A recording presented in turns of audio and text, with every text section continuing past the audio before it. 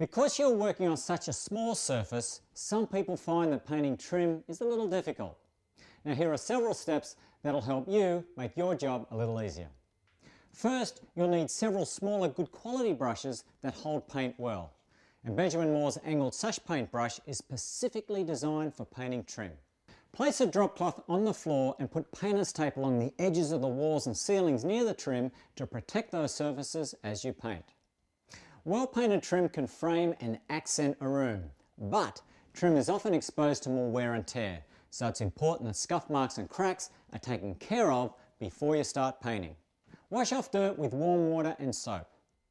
Now you can use sandpaper to smooth shallow dents and scratches, but you may have to add wood filler for bigger cracks and gouges. Use filling or a putty knife to push the filler into the cracks and lightly sand the surface to smooth it when you are done. Sometimes you may have to add caulk to fill any gaps or spaces in the trim.